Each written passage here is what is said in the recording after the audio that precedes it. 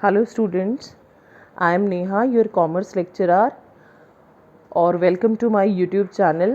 बेटे आज जो हम चैप्टर स्टार्ट कर रहे हैं वो है हमारा non profit organisation. As you all said कि भाई हमें इसके कंसेप्चुअल नोट्स चाहिए, so these are your conceptual. और सबसे पहले हम इस चैप्टर के बेसिक्स पे काम करेंगे।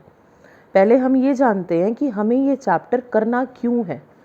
ये अकेला ऐसा चैप्टर है आपका जो आपको 10 मार्क्स में मिलेगा। 10 मार्क्स में से हम इसमें एक्सपेक्ट करते हैं कि हमारे पास 3 तरीके के क्वेश्चन अराइज होंगे। एक हमारा 1 मार्क में जो कि MCQ मोस्ट प्रोबेबली चांसेस रहते हैं कि होगा। दूसरा होगा बेटा हमारा 3 मार्क्स में। 3 मार्क्स में आपके पास थ्योरी भी आ सकता है और प्रैक्टिकल भी आ सकता है। 6 मार्क्स में हमारे पास प्रैक्टिकल एक फुल फ्लेज्ड क्वेश्चन आता है। प्रैक्टिकल हमारे पास 3 तरीके से एक शॉर्ट क्वेश्चन की बेसिस पे अराइज होता है जो कि हम हैंड टू हैंड डिस्कस करेंगे कि कौन से क्वेश्चंस की प्रोबेबिलिटी है कि वो 3 मार्क्स में प्रैक्टिकल आने के आ सकते हैं और 6 मार्क्स में कौन से आ सकते हैं। डन। सबसे पहले हम NPO के मीनिंग से स्टार्ट करते हैं। देखो, NPO are separate legal entities promoted by individual और एंटरप्राइजेज। समझ आया?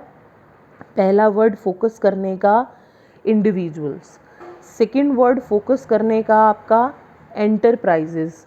यानी NPO को इंडिविजुअल्स भी चला सकते हैं और एंटरप्राइजेस भी चला सकती हैं, बट कंडीशन यहाँ पे ये है कि इसको कोई फर्म नहीं ऑन करेगी, फर्म नहीं चलाएगी। हम ये नहीं कहेंगे कि एक फर्म NPO चला रही है, ठीक है। NGO होते हैं जिनका मोटिव सर्विस होता है, जैसे कि या किसी ना किसी तरीके से उन्होंने पब्लिक की, आम जनता की हेल्प करनी है, ठीक है। पहली बात, ये एक अलग लीगल एंटिटी होती है जिसको कोई भी इंडिविजुअल्स भी चला सकते हैं या हमारी एंटरप्राइजेस भी रन कर सकती है। अब यहाँ का हमारा मेन ऑब्जेक्टिव क्या रहता है बेटा? Public welfare. हमें किसी ना किसी तरीके से हमारे समाज की हेल्प करनी है, ठीक है। तो यहाँ से हम ये समझ सकते हैं कि इनका सबसे पहला मोटिव क्या है? सर्विस मोटिव है। कोई विडोज़ की हेल्प कर सकता है, कोई पुअर चिल्ड्रंस की हेल्प कर सकता है, ठीक है। इनका सबसे फर्स्ट मोटिव हमारा सर्विस मोटिव रहता है। दूसरा, ये हमारी किस फॉर्म में आपको मिलती है, ये आप अपना जो सेटअप कर सकते हैं वो लाइक यू कैन से कि चैरिटेबल ट्रस्ट की फॉर्म में सेटअप कर सकते हैं हमारा, या कोई भी ऐसी ऑर्गेनाइजेशन जो किसी ना किसी तरीके से सिर्फ और सिर्फ पब्लिक के लिए काम कर रही हो, ठीक है। नेक्स्ट हम ये कह सकते हैं कि भाई इसकी जो एंटिटी है वो हमारी सेपरेट एंटिटी है, ठीक है। हम फर्म को और हमारे NPO यानी NGO को, एक तरीके एग्जाम्पल दिया है मैंने आपको NGO का, उसको हम सेम लेवल पे डील नहीं कर सकते। ये दोनों अलग अलग रहेंगे। क्लियर? यानी हमारी फर्म जिसमें एडमिशन भी होता है, रिटायरमेंट भी होता है, डेथ भी होता है किसी पार्टनर का, वो कम्प्लीटली एक NPO से, NGO से अलग है। नेक्स्ट, इसको मैनेज कौन करता है? इसको इलेक्टेड मेंबर्स मैनेज करते हैं। कौन मैनेज करता है इसे? Elected members. जनरली इनकी एक कमेटी होती है मेंबर्स की जो कि NPO को मैनेज करते हैं। क्लियर? उसके बाद हम ये पढ़ेंगे कि यहाँ पे जो इनका फॉर्म है, ठीक है, ये बनाते हैं बच्चों एनुअल अकाउंट्स। क्या बनाते हैं? Annual accounts. मतलब ये सालाना अकाउंट्स अपने बनाएंगे, ठीक है। बाकी भी इसके 3 से 4 फीचर्स हैं, वो हैंड टू हैंड में टर्म्स के साथ डिस्कस करूँगी। अभी समझने के पर्पज़ से, एक छोटे से बेस के पर्पज़ से हम ये समझ सकते हैं।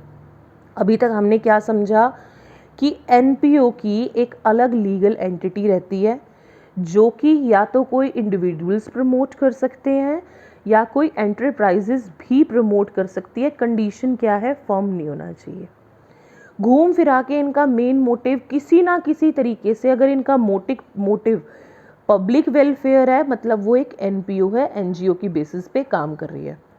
फिर मैंने आप लोगों को कुछ इसके फीचर्स एक्सप्लेन किए कि इनका फीचर सर्विस भी हो सकता है, इनकी किस तरीके से काम करते हैं, ये चैरिटेबल ट्रस्ट के बेसिस पे काम करते हैं। इसकी कंप्लीट एक लीगल एंटिटी अलग होती है, ठीक है। इसको कौन चलाता है? इसके कुछ इलेक्टेड मेंबर्स होते हैं, और ये कौन से अकाउंट्स बनाते हैं? ये एनुअल अकाउंट्स बनाते हैं। अब हमारे जो चैप्टर का मेन परफॉर्मा स्टार्ट है वो है इसके अकाउंट्स का। देखो बेटा, एनपीओ जो है वो एनुअल अकाउंट्स बनाता है। घूम फिर के इस चैप्टर में आपको 3 अकाउंट्स मिलेंगे। पहला अकाउंट है आपका रिसिप्ट एंड पेमेंट अकाउंट, दूसरा है आपका income and expenditure account, and third one in balance sheet. ये 2 अकाउंट नए हैं जिसका अभी बेस मैं क्लियर करूँगी। बैलेंस शीट जो हम पार्टनरशिप में पढ़ के आए हैं, हमारी ये वाली बैलेंस शीट पार्टनरशिप से थोड़ी बहुत आप लोगों को डिफरेंट मिलेगी, डिफरेंट फ्रॉम पार्टनरशिप। अब आप बोलोगे मैडम क्यों डिफरेंट मिलेगी हमें जो ये है पार्टनरशिप से? बेटे सीधा सा है, जो हम एनपीओ में बैलेंस शीट बनाते हैं ना, वो बनाते हैं हम फंड बेस्ड अकाउंटिंग पे।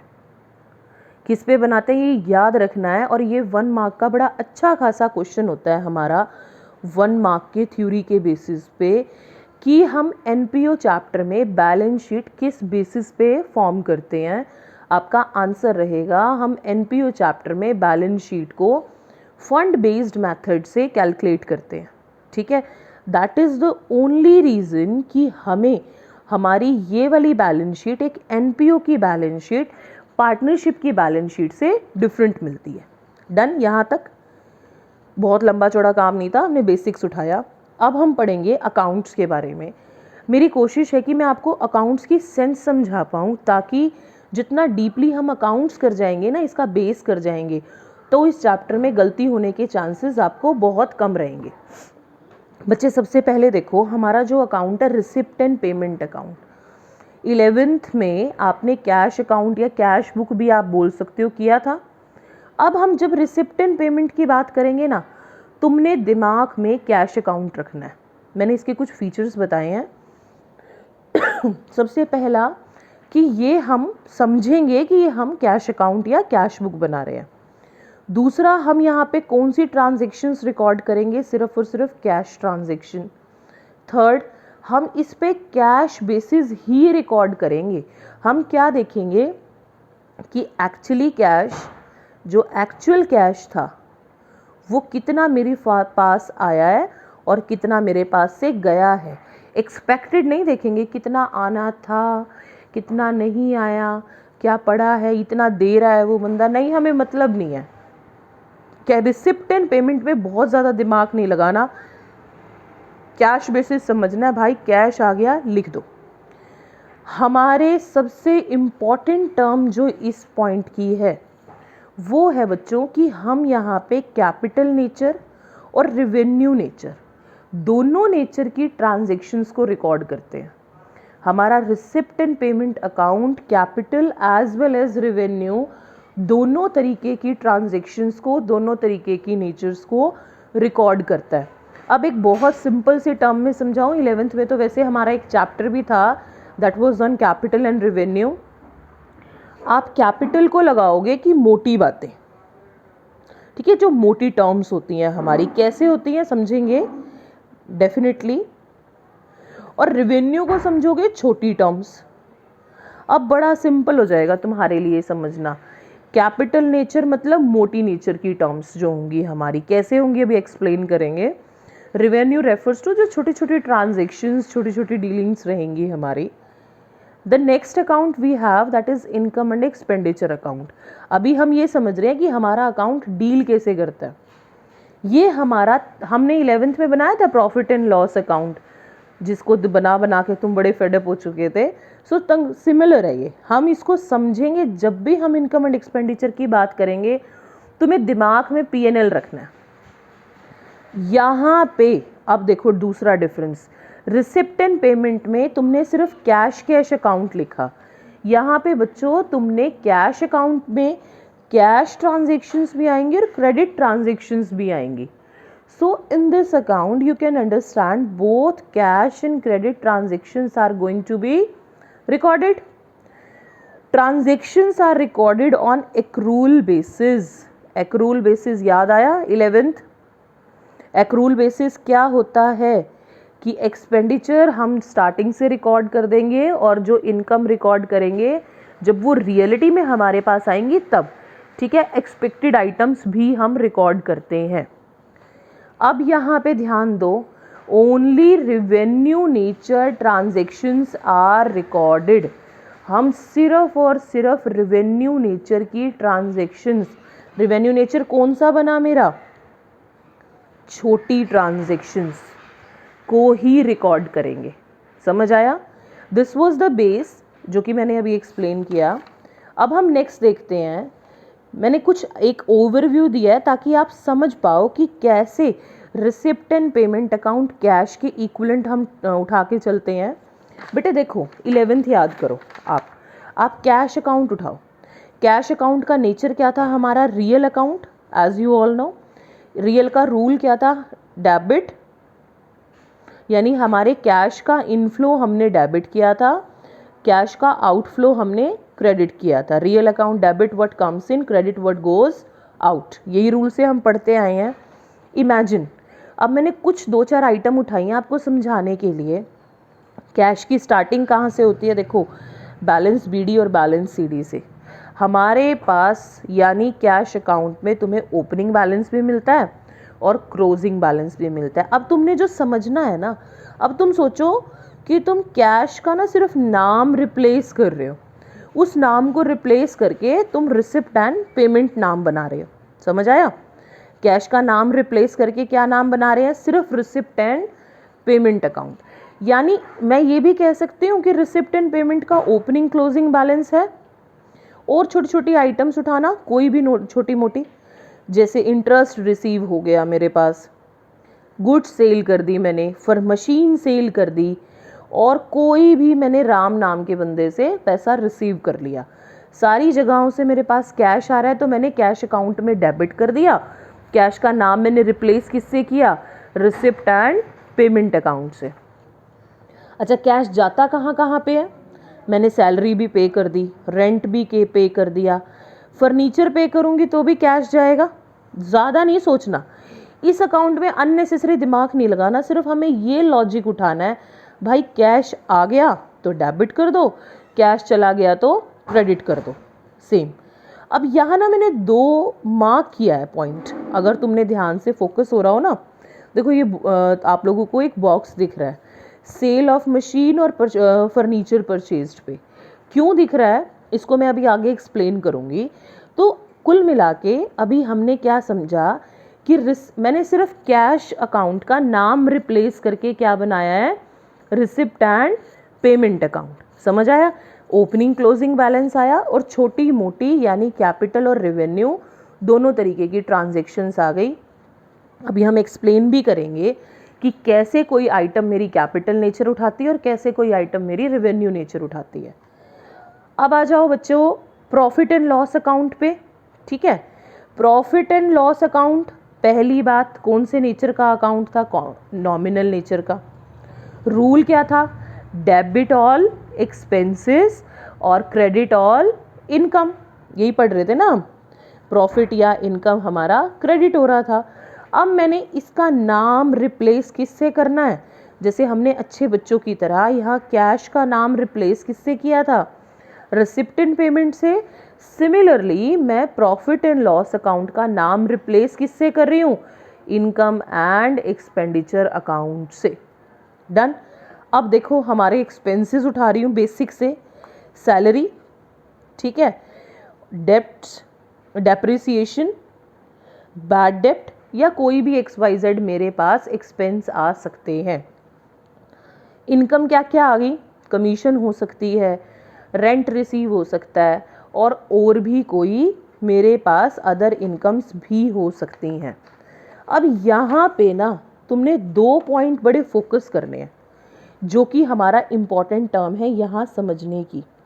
बच्चों देखो, रियल अकाउंट डील करता है सिर्फ कैश सिनेरियो पे, कि कितना कैश मेरे पास आया है या कितना कैश मेरे पास से गया है, कैश बेसिस पे।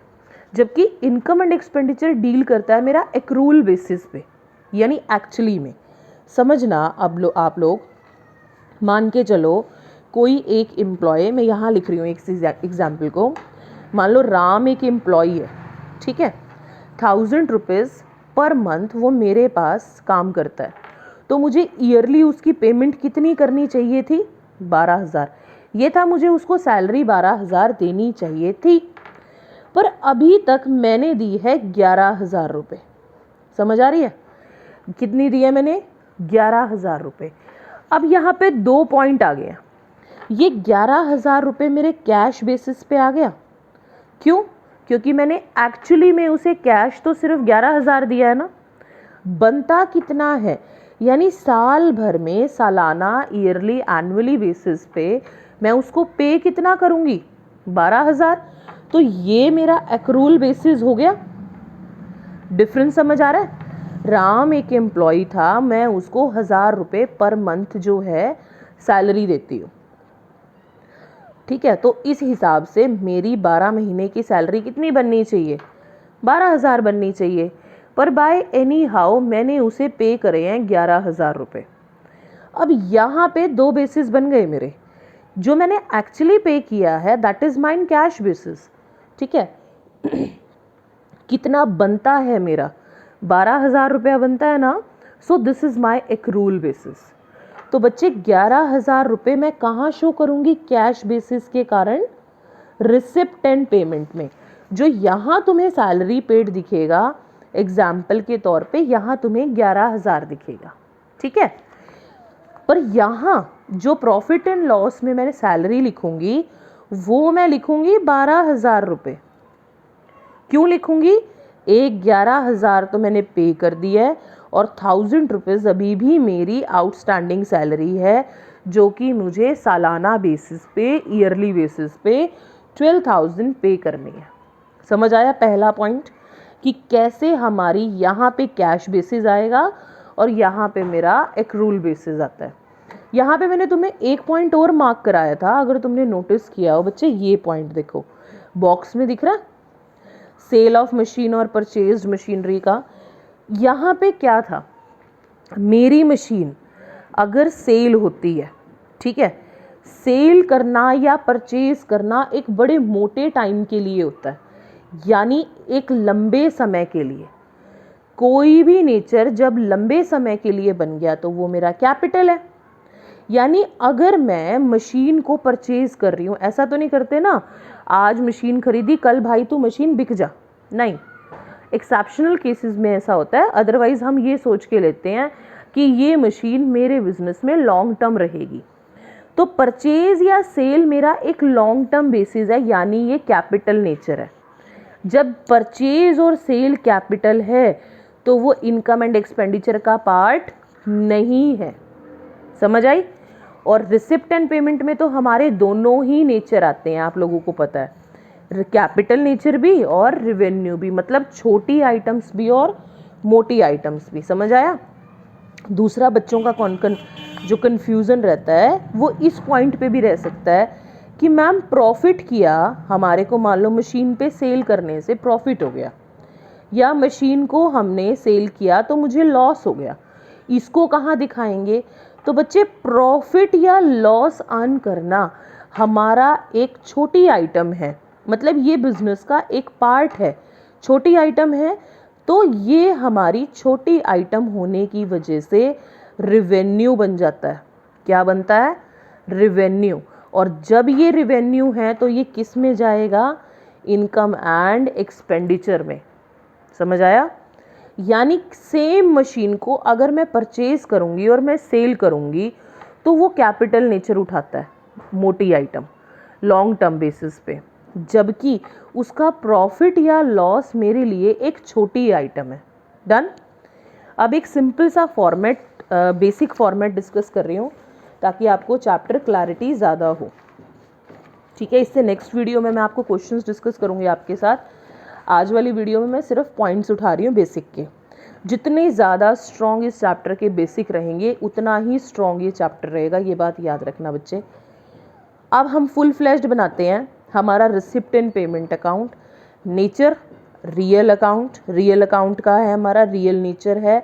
जो अगर मेरे पास कहीं से भी कैश आएगा तो मैं डेबिट कर दूंगी, कैश जाएगा तो मैं क्रेडिट कर दूंगी। सिंपल रियल का रूल है ये तो, ठीक है। ये हमारा रियल के रूल पे काम कर रहा है। बैलेंस हमने अभी क्या पढ़ा था, जैसे कैश बुक की स्टार्टिंग ओपनिंग क्लोजिंग से थी, सिमिलरली रिसिप्ट एंड पेमेंट की। अब मैं जब रिसिप्ट एंड पेमेंट बोलूँगी ना तो आपने समझना कैश अकाउंट है, मन में अपने कैश अकाउंट बिठा लो इसके लिए। तो बच्चे यहाँ पे बैलेंस ब्रॉट डाउन या कैरेट डाउन का मतलब क्या हो गया, cash account, I mean to say opening या closing balance of receipt and payment या कैश अकाउंट। जितनी भी मेरे पास, ध्यान से समझना, कैश रिसिप्ट्स हैं, कैश रिसिप्ट्स, वो सारी की सारी मैंने रिसिप्ट्स में शो कर दी।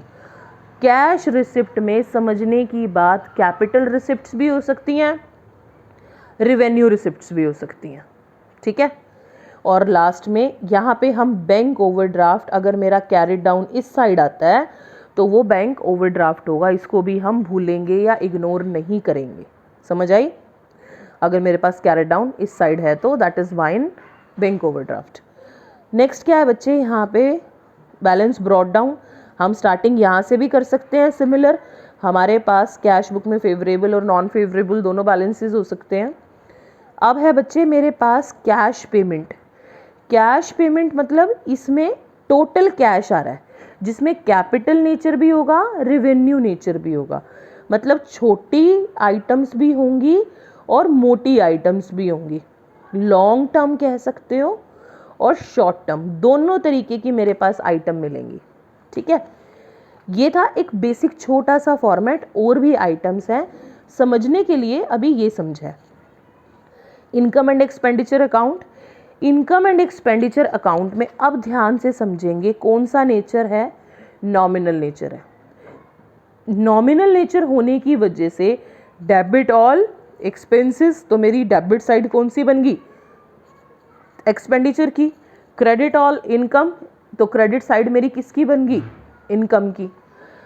अब बच्चों यहाँ पे मैंने सिर्फ और सिर्फ कौन सी टर्म्स उठाई हैं, रिवेन्यू पेमेंट। कौन सी पेमेंट्स, रिवेन्यू पेमेंट एडजस्टमेंट्स के साथ। क्यों, क्योंकि मुझे पूरे ईयर की लेनी है, ठीक है। एनुअल बेसिस पे है ना, जैसे अभी पीछे वाले एग्जाम्पल में किया था, सैलरी उसने पे की थी 11,000, पर सालाना कितनी बनती थी, 12,000 बनती थी ना, तो ये ईयरली आई। सेम यहाँ पे भी रिवेन्यू रिसिप्ट्स हम उठाएंगे, सिर्फ रिवेन्यू किस बेसिस पे, सालाना बेसिस पे, मेरी एनुअल बेसिस पे। एनुअल होने की वजह से इसमें एडजस्टमेंट आएंगी, जो तभी हमारा एक अच्छा खासा क्वेश्चन भी बनता है। और भी कोई छोटे एक्सपेंसेस बच गए, ध्यान से सुनना, मैंने मोटे एक्सपेंसेस नहीं कहा, मैंने कैपिटल नहीं बोला, मैंने कहा और कोई छोटे एक्सपेंसेस बच गए तो मैं यहाँ लिख दूंगी, और कोई छोटी इनकम बच गई वो भी यहाँ लिख दूंगी। अब सेम जैसे हम प्रॉफिट एंड लॉस अकाउंट में प्रॉफिट भी आ सकता था, लॉस भी आ सकता था, यहाँ मैं प्रॉफिट का नाम बोलूँगी सरप्लस और लॉस का नाम बोलूँगी डेफिशिएट। प्रॉफिट का नाम सरप्लस, लॉस का नाम डेफिशिएट। क्लियर। यहाँ पे तुम्हें 4 चीज़ समझ आनी चाहिए। कैपिटल रिसिप्ट क्या होती है, रिवेन्यू रिसिप्ट क्या होती है, कैपिटल पेमेंट क्या होती है, रिवेन्यू पेमेंट क्या होती है। इन 4 चीज़ों पे फोकस करते हैं, ठीक है। अब मैंने तुम्हें बोला, अब क्योंकि अगर तुम्हें ये समझ आ गया ना कैपिटल रेवेन्यू, तो समझ लो तुम्हारा ये चैप्टर तुम्हारा बड़ा स्मूथ चलेगा। क्योंकि अगर एक बार दिमाग में इसका बेस क्लियर हो जाएगा, you are going to enjoy the chapter. बच्चे सबसे पहले हम उठाएंगे कैपिटल रिसिप्ट। कुछ आइटम्स में लेके चल रही हूँ जो आप लोगों को बहुत ईजी रहेंगी। सबसे पहली बात है लाइफ मेंबरशिप फीस। क्या होता है लाइफ मेंबरशिप फीस? मैंने ये एक NPO बनाया। कुछ बंदे हैं जैसे ये 1 2 3 4 5 6 7, इन्होंने कहा कि मैडम हम आपके NGO का पार्ट बनना चाहते हैं। मैंने कहा ठीक है, तो एक काम करो, तुम मेरे पास 1000 रुपीज़ 2000 रुपये एक बंदा फ़ीस पे कर दो, ठीक है। तुम उससे ये 2000 रुपीज़ मेरे पास लाइफ मेंबरशिप फ़ीस है कि तुम पूरे के पूरी लाइफ के लिए मेरे इस NGO के मेंबर हो जाओगे, पूरी लाइफ के लिए, ठीक है। मैंने मंथली नहीं कहा। तो इस रीज़न की वजह से मोटी आइटम है, बार बार नहीं देनी ना हमें, लॉन्ग टर्म नेचर बन रहा है। तो बच्चे ये मेरा क्या बन गया, कैपिटल रिसिप्ट। तो मेरे पास ये 7% 2,000 रुपये के हिसाब से लाइफ मेंबरशिप फीस मुझे पे कर देंगे। क्लियर। लेगेसीज क्या होता है कि मान के चलो किसी पर्सन की डेथ होगी, ठीक है, उसने अपनी विल में ये लिख दिया कि मेरे मरने के बाद ये पैसा इस एनजीओ में डोनेट हो जाएगा, ठीक है। अब हम एक्सपेक्ट ये तो नहीं है ना कि बार बार कोई हमें इस हिसाब से लेगेसी मिलेगी। एक पर्सन तो एक ही बार डिसीज होगा ना, एक ही बार उसकी डेथ होगी, तो इस वजह से उसका विल अमाउंट हमें वन टाइम रिसीव होगा। वन टाइम रिसीव होने की वजह से ये कैपिटल नेचर बन गया मेरा। स्पेसिफिक डोनेशन, ध्यान से सुनो, डोनेशन। अब मान के चलो राम ने इस एनपीओ में डोनेशन दे दिया। राम ने देखा कि इस एनपीओ में पुअर बच्चे रहते हैं, गरीब लोग रहते हैं बच्चे, पर ऊपर ना शेड नहीं है, ऐसे वाला शेड नहीं है ताकि वो खेल सकें आउटडोर प्लेइंग के लिए। राम ने कहा कि ना मैं आपके एनजीओ को 10,000 मान के चलो 5 लाख रुपए देता हूँ, पर 5 लाख रुपए मुझे शेड चाहिए। यानी उसका पर्पस क्लियर है, स्पेसिफिक पर्पस है। तो स्पेसिफिक पर्पस भी अपने आप में कैपिटल नेचर बन गया। कोई भी एसेट हम सेल करें तो हमारा क्या बनेगा, वो कैपिटल। अभी मैंने बताया था, फिर भी हम डिस्कस कर चुके हैं एक बार आइडिया के बेसिस पे। अगर मेरी कोई कैपिटल रिसिप्ट्स है तो वो रिसिप्ट एंड पेमेंट में तो आएगी, इनकम एंड एक्सपेंडिचर में नहीं आएगी। Capital receipt income and expenditure में नहीं आती, रिसिप्ट एंड पेमेंट में मिलती है हमें। रिवेन्यू रिसिप्ट्स देखें, जर्नल डोनेशन। नॉर्मली कोई भी बंदा डोनेट कर रहा है एनजीओ को, आज राम कर रहा है, कल श्याम करेगा, फिर मोहन करेगा, फिर सोहन करेगा। तो एक तरीके से एनपीओ के पास तो रेगुलर बेसिस में कोई ना कोई डोनेट कर ही रहा है ना, ये मेरा जर्नल डोनेशन बन गया। सब्सक्रिप्शन क्या होता है भाई, सब्सक्रिप्शन होता है, अब मानो डिफरेंस समझेंगे यहाँ पे, लाइफ मेंबरशिप फीस में उस बंदे ने पैसे दिए थे कि वो पूरी की पूरी ज़िंदगी के लिए उसका पार्ट बन जाएगा हमारे एनजीओ का। पर अब इन्होंने, अब कितने मेंबर थे, 7 मेंबर्स थे ना, 1 2 3 4 5, मान लो और बना लेते हैं, लाओ 2 मेंबर, 6 और 7 मेंबर आ गए। अब 7 मेंबर ने ये कहा खर्चे तो चलाने हैं उन्होंने, इलेक्ट्रिसिटी बिल होगा, जिन गरीब बच्चों को तुम रख रहे हो उनके लिए सामान आएगा। उन्होंने कहा कि 100 रुपया पर मेंबर हर एक बंदा मुझे पैसे पे करेगा, ठीक है। पैसे पे करेगा तो वो सब्सक्रिप्शन एक ऐसा अमाउंट जो सिर्फ और सिर्फ ध्यान रखना मेंबर्स से रिसीव होता है। किससे रिसीव होता है, मेंबर्स से, that is subscription. Regularly per month income receive होती है ये। क्लियर। रेंट रिसीव लगा के चलो, इंटरेस्ट रिसीव लगा के चलो, ये एक्रूड इनकम का पॉइंट ना मैं एडजस्टमेंट में कराऊंगी, ठीक है। तो ये हमारी कुछ नेचर्स क्या बन गई, रेवेन्यू रिसिप्ट्स की। दोबारा से नॉलेज के लिए देखें, रेवेन्यू रिसिप्ट्स मुझे रिसिप्ट एंड पेमेंट में भी मिलेगा और इनकम एंड एक्सपेंडिचर में भी मिलेगा। कैपिटल पेमेंट्स वैसे तो बहुत सारी हैं, या कैपिटल एक्सपेंडिचर, फिर भी मैं तुम्हें एक छोटा सा बेस बता रही हूँ। जैसे तुमने इकोनॉमिक्स में बजटिंग में पढ़ा होगा ना, गवर्नमेंट बजट में, कि कैपिटल हमारा एक्सपेंडिचर क्या होता है, इकोनॉमिक्स की टर्म है ये। तो अगर मेरे असेट इंक्रीज हो रहे हैं और लाइबिलिटी डिक्रीज हो रही है तो वो मेरा कैपिटल एक्सपेंडिचर बनता है, ठीक है। इस बेसिक सिनेरियो को हम याद रखेंगे, बेसिक टर्म को। अगर हमारे पास कोई भी ऐसी टर्म आती है जो हमें कंफ्यूज करेगी तो हम इकोनॉमिक्स की इस डेफिनेशन से कैपिटल एक्सपेंडिचर को समझेंगे। क्या है हमारा गवर्नमेंट बजटिंग के चैप्टर में कैपिटल एक्सपेंडिचर, कि भाई जहाँ से मेरे असेट इंक्रीज हो जाएं और लाइबिलिटी डिक्रीज हो जाए।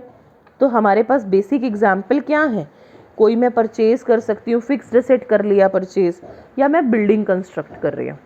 Capital expenditure receipt and payment में मिलेगा, बिल्कुल मिलेगा। इनकम एंड एक्सपेंडिचर में भी मिलेगा, नहीं मिलेगा। इनकम एंड एक्सपेंडिचर में हमें नहीं मिलेगा।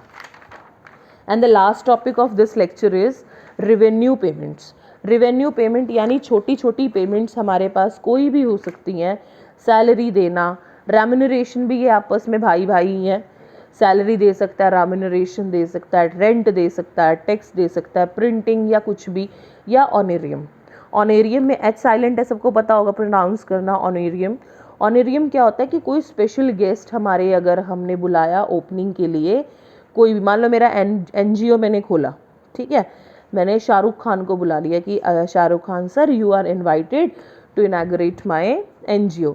वो पर्सन आया और मैंने उसको पे कर दिया, ठीक है, हमने उसको पेमेंट दे दी, उसने मांगी या नहीं मांगी वो एक्सेप्शन है, हमने उसको पे कर दिया, ठीक है। ऑनरेरियम, ऑनरेरियम मतलब एक स्पेशल गेस्ट को हमने ऑनर किया, इनॉग्रेशन पर्पस से, अपनी कुछ किसी भी मोटिव से कोई स्पेशल गेस्ट को हमने ऑनर किया, तो वो हमारा ऑनरेरियम बन गया। ये रेवेन्यू पेमेंट है, क्योंकि हमें अपने NGO के लिए बार बार इस हिसाब से करना पड़ सकता है। यानी आप इसको ऐसे समझ सकते हो, स्पेशल गेस्ट को हमने पे किया है समथिंग, ठीक है।